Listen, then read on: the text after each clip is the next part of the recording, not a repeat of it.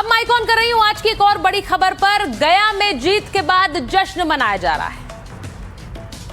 बांकीपुर की हार से एनडीए में कैसे रार पड़ रही है, ये इसलिए बोल रही हूं क्योंकि जो आज बयान आए वो दिखाते हैं कि क्या एक सीट की जीत से एनडीए और बीजेपी में दूरियां हो गई।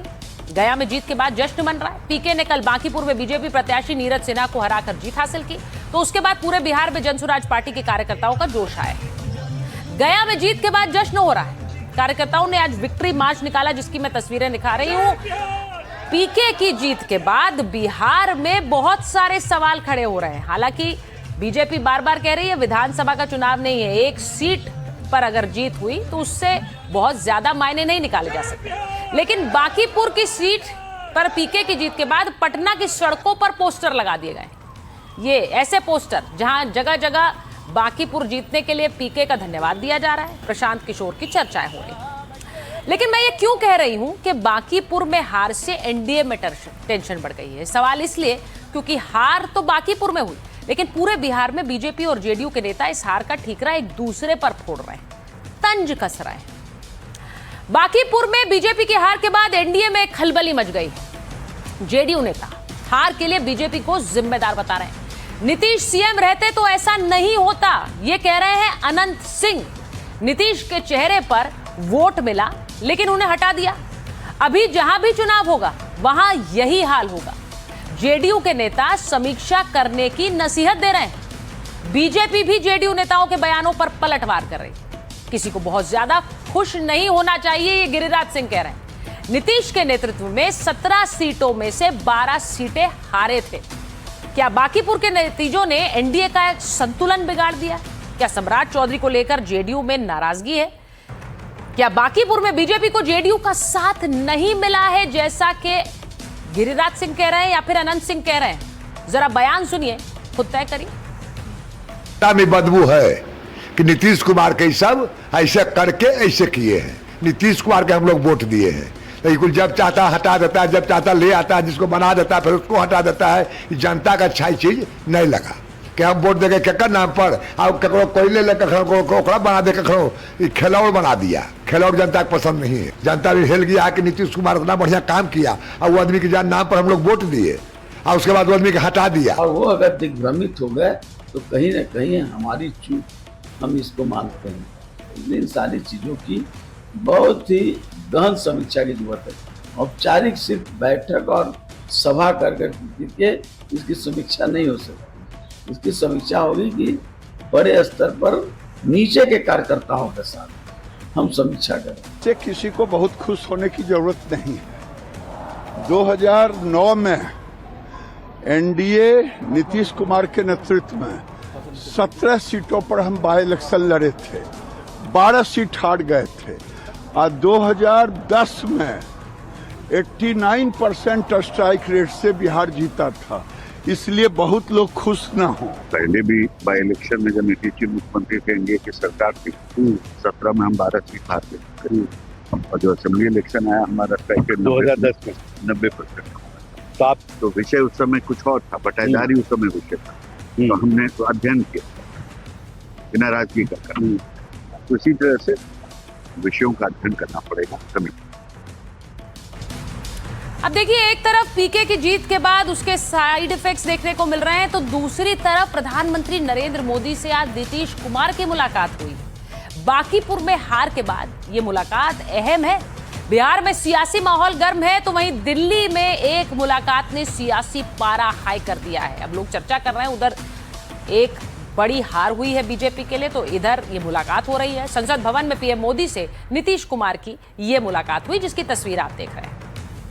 अब आपको बताती हूं कि बांकीपुर में हार के बाद दिल्ली में यह मुलाकात हुई। पीएम मोदी से मिलने पहुंचे पूर्व सीएम नीतीश कुमार। इस दौरान ललन सिंह और संजय झा भी उनके साथ थे। जैसे ही दोनों की मुलाकात की तस्वीरें सामने आई, बिहार की सियासी गलियों में कयासबाजी तेज हो गई। अब इस मुलाकात की सबसे खास बात इसकी टाइमिंग। नतीजों के अगले ही दिन ये बैठक बहुत महत्व रखती है। बांकीपुर बीजेपी अध्यक्ष नितिन नबीन की सीट थी। नितिन नबीन के छोड़ने के बाद ही उपचुनाव हुए। बांकीपुर में हुई हार को लेकर मंथन भी चल रहा है। मुलाकात को लेकर आधिकारिक बयान अभी तक नहीं आया है। दोनों तरफ से कहा गया कि एक अनौपचारिक मीटिंग थी, लेकिन बांकीपुर की हार के बाद इस बैठक की महत्व क्या बढ़ गया है। मुलाकात के बाद जब नीतीश से सवाल पूछे गए नीतीश कुमार से, तो उन्होंने ना तो बांकीपुर में बीजेपी की हार पर कोई जवाब दिया और ना ही प्रधानमंत्री मोदी के साथ हुई मुलाकात पर उन्होंने कुछ कहा। सर कुछ बोलेंगे बांकीपुर रिजल्ट? पीएम से मुलाकात भी हुई आपकी? सर कुछ बोलेंगे बांकीपुर रिजल्ट? पीएम से मुलाकात भी हुई आपकी? सर कुछ बोलेंगे बांकीपुर रिजल्ट? पीएम से मुलाकात भी हुई आपकी? तो नीतीश कुमार ने तो कुछ नहीं कहा, लेकिन केंद्रीय मंत्री और जेडीयू के बड़े नेता ललन सिंह ने प्रधानमंत्री मोदी से मुलाकात को अनौपचारिक मुलाकात कहा। नीतीश कुमार जी अनौपचारिक रूप से कर्टसी कॉल में प्रधानमंत्री जी से मिलने गए थे और प्रधानमंत्री जी के साथ अनौपचारिक थी, कोई औपचारिक मुलाकात नहीं थी, वो कर्टसी कॉल था और कर्टसी कॉल के लिए गए। क्या उसमें बिहार के विकास को लेकर भी चर्चा हुई? बिहार के विकास के लिए नीतीश कुमार जी सदैव चिंतित रहते हैं और प्रधानमंत्री जी ने भी ये कहा कि हम सबको मिल के बिहार के विकास को और आगे बढ़ाना है और बिहार को विकसित बिहार बनाना है। अब आपको बताती हूं कि इस जीत का एक और साइड इफेक्ट क्या रहा। नतीजों से बिहार की राजनीति में एक नई चर्चा शुरू। तेजस्वी के सामने बड़ी चुनौती हो सकते हैं पीके। अब माना जाता था कि पीके का असर सवर्ण वोट पर पड़ेगा, बीजेपी के शहरी वोट में सेंध लगा सकते हैं पीके, लेकिन बांकीपुर चुनाव में अलग ही तस्वीर देखने को मिली।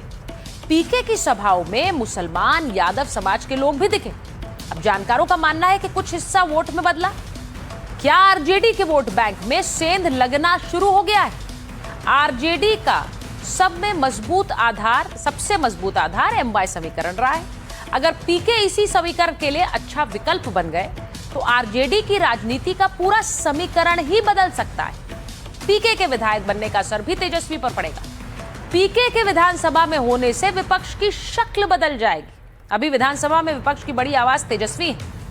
अब पीके आक्रामक भाषणों से सरकार को घेरते हुए नजर आएंगे तो विधानसभा में एक अलग तस्वीर होगी और विपक्ष की राजनीति का केंद्र धीरे धीरे बदल भी सकता है। बांकीपुर के नतीजों में आरजेडी तीसरे नंबर पर रही, जिसके बाद अब आरजेडी के ही विधायक भाई वीरेंद्र सवाल उठा रहे हैं। कह रहे हैं कि अब तेजस्वी के आसपास रहने वाले कुछ लोगों को हटाना होगा। सुनिए।